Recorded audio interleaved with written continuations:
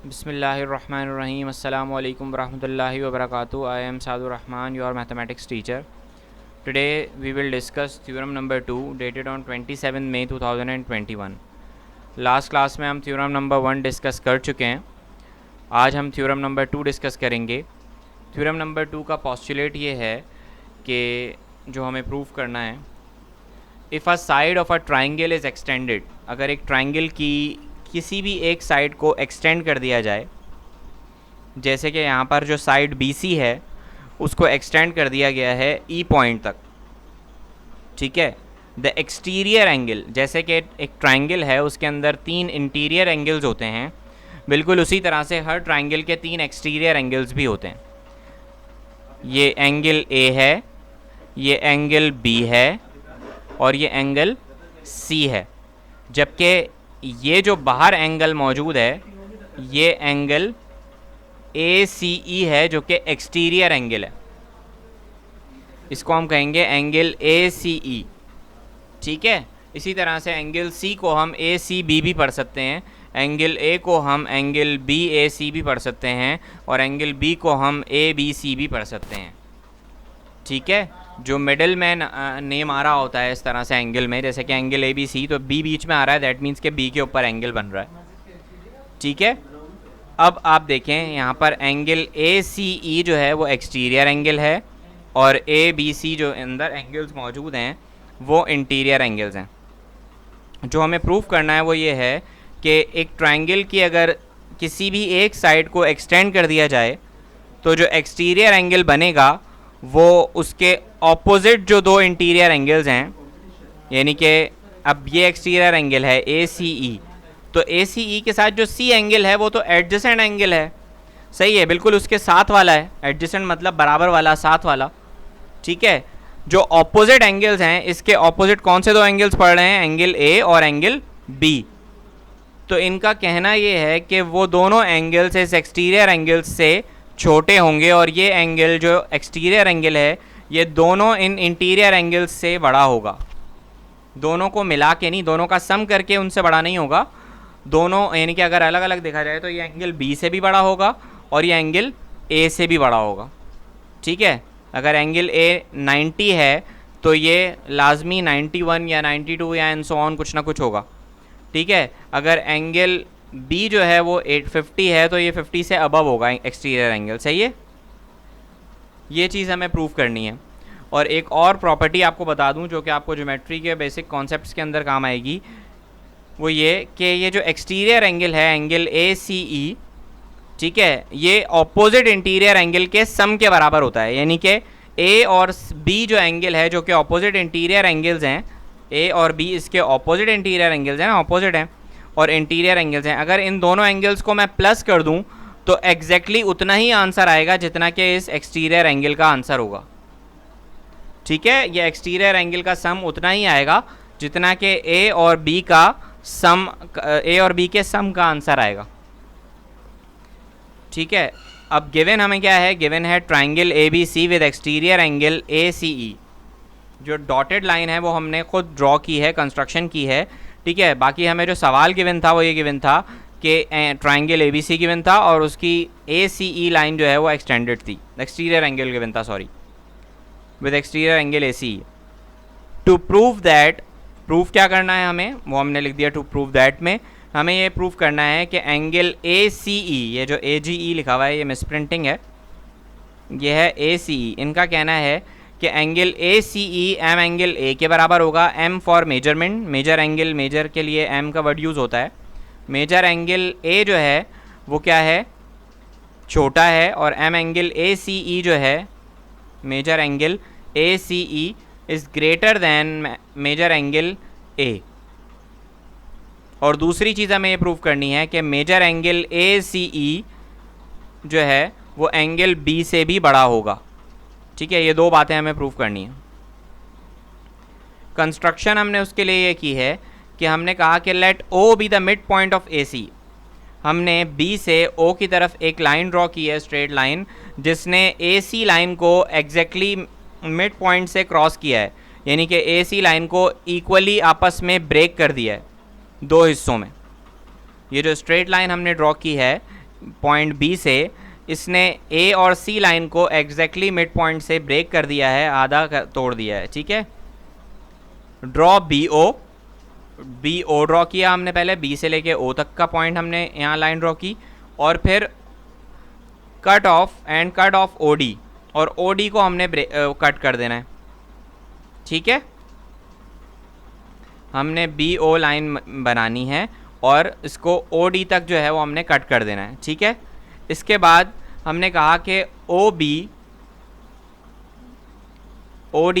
और B O D कौन सी line है, ओ डी, ओ से लेकर डी तक यानी कि ये लाइन, और बी से लेकर ओ तक ये लाइन, ये आपस में कॉन्ग्रुएंट हैं, आपस में बराबर हैं। कॉन्ग्रुएंट का सिंबल आपको मैंने लास्ट लेक्चर थ्योरम में भी बताया था कि इक्वल के साइन के ऊपर इस तरह से एक वेव बनी हुई आ रही होती है। ठीक है, तो ये ओ डी बी ओ के बराबर है या कॉन्ग्रुएंट है, ये हमने यहाँ पर लाइन ड्रॉ की और ये बताया कि ये दोनों लाइंस आपस में बराबर हैं, इनकी लेंथ आपस में इक्वल है। ठीक है, और आगे हमने सी डी लाइन ड्रॉ कर दी है, डी पॉइंट से लेकर सी पॉइंट तक एक लाइन हमने ड्रॉ कर दी है। ठीक है, अब इसे प्रूफ कैसे करना है ये हम आगे देखेंगे। स्टेटमेंट और रीजंस दिए हुए हैं। सबसे पहले हमें कहा जा रहा है कि ट्राइंगल ए ओ बी और ट्राइंगल सी ओ डी सही है, और एरो दिया हुआ है। ठीक है, ट्राइंगल ए ओ बी और ट्राइंगल सी ओ डी, इसके दरमियान में जो ये एरो का निशान है, स्ट्रेट लाइन एरो का, दोनों तरफ एरो है, ये आपका सिमिलर फिगर्स का या कॉन्ग्रुएंट फिगर्स का निशान है। जब दो फिगर्स आपस में कॉन्ग्रुएंट होती हैं, कॉन्ग्रुएंट का मतलब मैंने लास्ट क्लास में भी बताया था कि दो एक जैसी फिगर्स जिनके एंगल्स और साइड्स आपस में बराबर बराबर हों, एग्जैक्टली सेम साइज़ के जो दो ट्राइंगल्स होते हैं, सही है, सेम साइज़ के सेम एंगल्स के जो ट्राइंगल्स होते हैं, ठीक है, वो क्या कहलाते हैं, कॉन्ग्रुएंट ट्राइंगल्स कहलाते हैं। तो ये जो एरो है ये कॉन्ग्रुएंसी को रिप्रेजेंट कर रहा है। ये कह रहा है कि ट्राइंगल ए ओ बी और ट्राइंगल सी ओ डी आपस में कॉन्ग्रुएंट ट्राइंगल्स हैं। अब देखें कौन कौन से ट्राइंगल्स हैं ये। ए ओ बी यानी कि ये वाला ट्राइंगल, ए ओ बी यानी कि ये इस ट्राइंगल की बात कर रहे हैं। ठीक है, ट्राइंगल ए ओ बी किसके बराबर है, थोड़ा सा सफाई से बना लेते हैं इसको। जब हमने कंस्ट्रक्शन की थी तो हमें पता था कि ये लाइन अगर x है तो ये लाइन भी x है।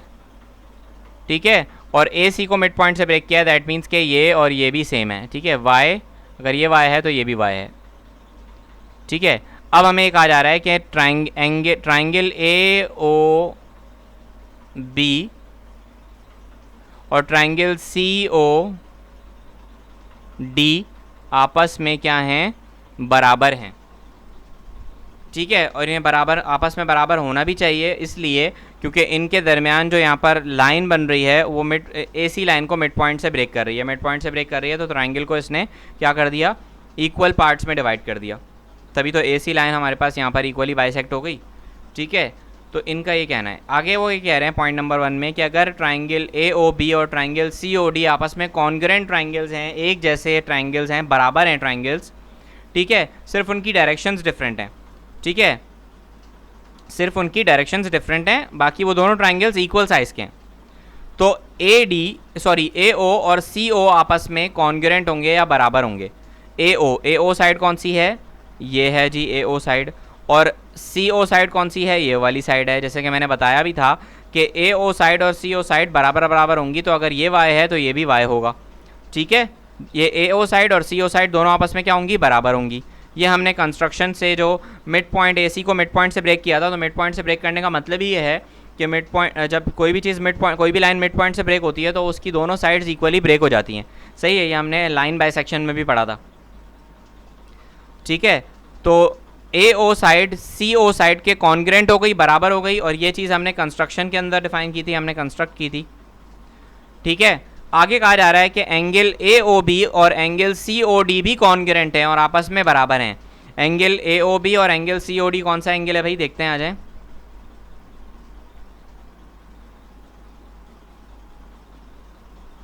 एंगल ए ओ बी यानी कि ये वाला, और एंगल सी ओ डी, ए ओ बी और सी ओ डी एंगल बराबर है, बिल्कुल बराबर होंगे। ठीक है, क्यों बराबर होंगे, क्योंकि ये कॉन्ग्रुएंट ट्राइंगल्स हैं और दो फिगर्स दो ट्राइंगल्स जब आपस में कॉन्ग्रुएंट होते हैं तो उनकी करस्पॉन्डिंग साइड्स, करस्पॉन्डिंग एंगल्स और करस्पॉन्डिंग साइड्स भी बराबर होती हैं। सिर्फ इस ट्राइंगल के एंगल्स डिफरेंट हैं, इसका ए एंगल इस तरफ आ रहा है, इसका सी एंगल इस तरफ आ रहा है, लेकिन ये हैं तो कॉन्ग्रुएंट ट्राइंगल्स ना। कॉन्ग्रुएंट ट्राइंगल्स वो होते हैं जिनके कॉरेस्पॉन्डिंग एंगल्स इक्वल होते हैं। जैसे कि ये वाला एंगल इस वाले एंगल के बराबर होगा क्योंकि ये इसके कॉरेस्पॉन्डेंट है। ये एंगल ए जो है ये इस एंगल सी के करस्पॉन्डेंट है तो ये इसके बराबर होगा, और एंगल बी जो है वो इस वाले एंगल बी के बराबर होगा।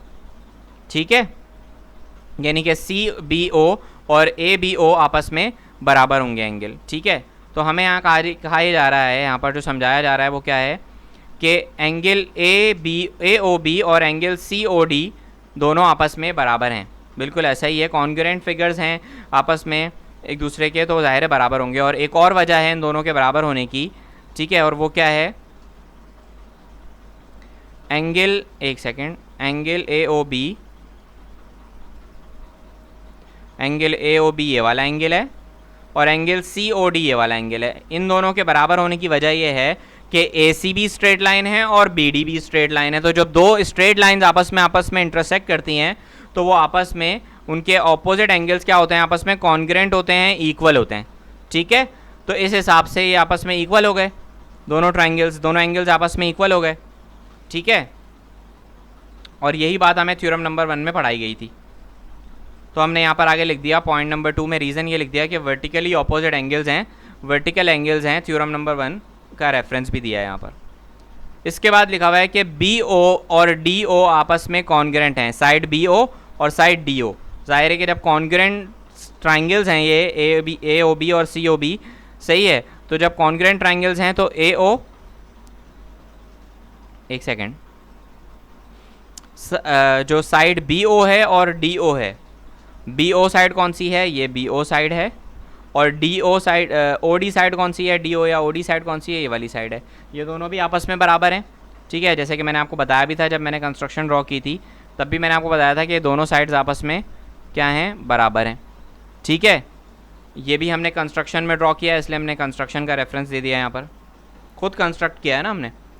ठीक है, इसके बाद आगे जो हमें रिज़ल्ट मिल रहा है, ये सब सारी बातें कंपाइल करने से जो रिज़ल्ट हमें मिल रहा है वो क्या है कि सिंस, ये जो निशान है 3 डॉट्स और 1 डॉट ऊपर 2 डॉट नीचे, ये सिंस का निशान होता है। आगे लिखा हुआ है since triangle A O B is congruent to triangle C O D. ठीक है, यहाँ ये कहा जा रहा है कि triangle A O B triangle C O D के कॉन्ग्रुएंट होगा। ठीक है, कौन कौन से दो triangles, triangle A O B and triangle C O D, यानी कि ये ट्राइंगल और ये ट्राइंगल आपस में क्या होंगे, बराबर होंगे। ठीक है, कॉन्ग्रुएंट होंगे।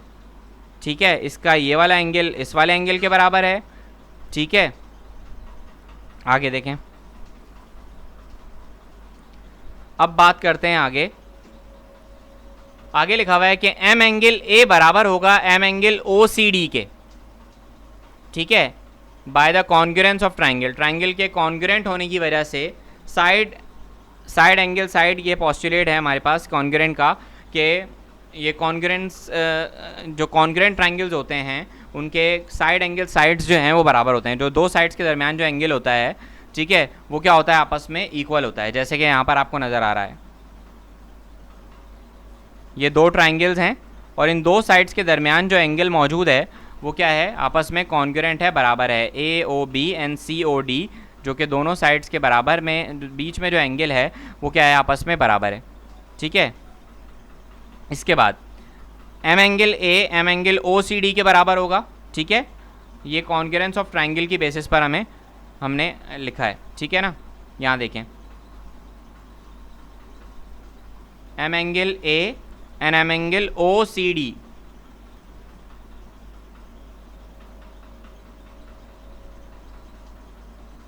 M angle A and M angle O C D. M angle A ये वाला है और ओ सी डी कौन सा एंगल है, ये वाला एंगल है। जाहिर है कि ये एंगल इस वाले एंगल के बराबर होगा। ठीक है, कॉन्ग्रुएंस ऑफ ट्राइंगल, जो ट्राइंगल कॉन्ग्रुएंट होते हैं उनकी जो साइड्स होती हैं वो भी कॉन्ग्रुएंट होती हैं। ठीक है, उनके जो करस्पॉन्डिंग एंगल्स होते हैं वो भी बराबर होते हैं, इसीलिए कॉन्ग्रुएंस ऑफ ट्राइंगल की का रेफरेंस दिया हुआ है आगे। ठीक है, अगर मैं ट्राइंगल ए ओ बी की बात कर रहा हूँ, ट्राइंगल ए ओ बी कह रहा हूँ कि triangle A O B congruent है ट्राइंगल AOC के सॉरी COD के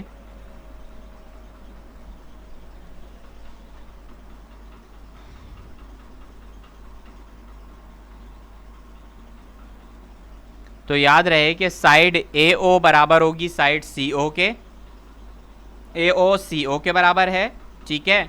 साइड OB बराबर होगी साइड OD के, OB OD के बराबर है, ये बात भी प्रूव हो गई, ठीक है। दो बातें हम पहले ही डिस्कस कर चुके हैं, प्रूव कर चुके हैं। अब रह गई साइड AB और CD, ठीक है। तो साइड AB और CD भी बराबर होंगे, ठीक है। बिल्कुल इसी तरह से एंगल A और एंगल C जो यानी कि एंगल OCD जो बन रहा है आपके पास, ये भी आपस में बराबर होगा कॉन्ग्रेंट ट्राइंगल्स की बेसिस पर, क्योंकि ये दोनों फिगर कॉन्ग्रेंट, ये दोनों ट्राइंगल्स कॉन्ग्रेंट ट्राइंगल्स हैं, इसलिए इनके करस्पॉन्डिंग एंगल्स आपस में इक्वल होंगे। एंगल A एंगल OCD के बराबर होगा।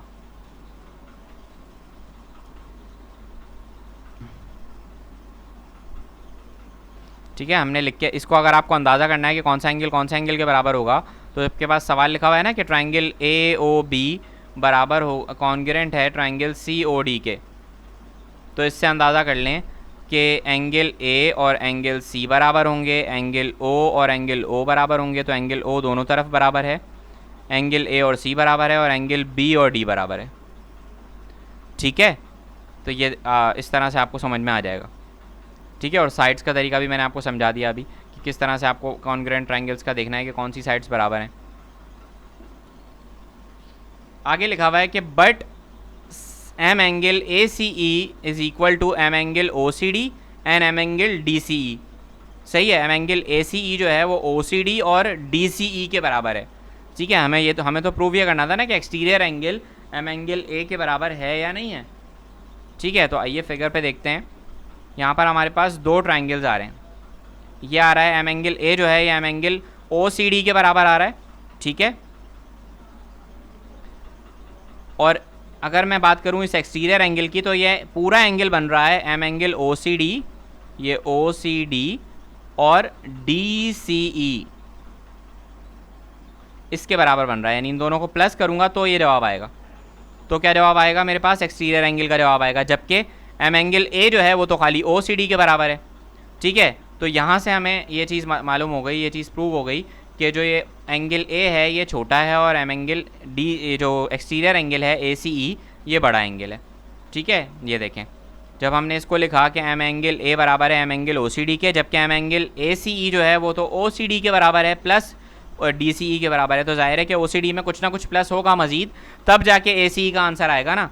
और M एंगल है तो खाली OCD है, तो जाहिर है कि इस हिसाब से ये प्रूव हो गया कि ये OCD जो है वो छोटा है और ACE जो है वो क्या है, बड़ा है, ठीक है। M angle ACE is greater then M angle OCD, ये हमने ग्रेटर पार्ट जो है वो मेंशन कर दिया, यहाँ पर हमने पोस्टुलेट लिख दिया, ठीक है। और ACE जो है वो OCD बराबर है, दैट मीन्स कि M एंगल A भी बराबर है, ठीक है। और सिमिलरली M एंगल ACE जो है वो M एंगल B के बराबर भी होगा, B के बराबर भी होगा बाय द अबव प्रोसेस। बिल्कुल सेम प्रोसेस है, ठीक है। उसी के ज़रिए जो है वो हम ये भी प्रूव कर सकते हैं कि M एंगल B जो है वो आपस में बराबर है या नहीं, ठीक है। फ़र्क क्या है कि यहाँ तक तो आपका सेकंड पोस्टुलेट तक तो आपका जो स्टेटमेंट है वो सेम रहेगा, बस फ़र्क क्या आ जाएगा, यहाँ M एंगल A की जगह आप M एंगल B पुट कर देंगे और साइड M एंगल OCD की जगह आपकी साइड कौन सी आ जाएगी, आपके पास M एंगल, ये जो साइड एंगल B है ये कौन सा एंगल के बराबर होगा, ये एंगल D के बराबर होगा ऑब्वियसली, ठीक है। M एंगल AOB आपका M एंगल ODC के बराबर होगा,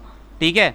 तो जब ये आप आपस में इक्वल रखेंगे, ठीक है, तो उसके बाद आपको नज़र आएगा कि यहाँ पर जो एक्सटीरियर एंगल है वो आपका इक्वल आ जाएगा, ठीक है। एक्सटीरियर एंगल जो है वो ग्रेटर आएगा और M एंगल B जो है वो स्मॉलर आएगा, ठीक है। जज़ाकल्लाह क्लास, अपना ख्याल रखिएगा, अपना होमवर्क असाइनमेंट कंप्लीट कर लीजिएगा। अल्लाह हाफ़िज़।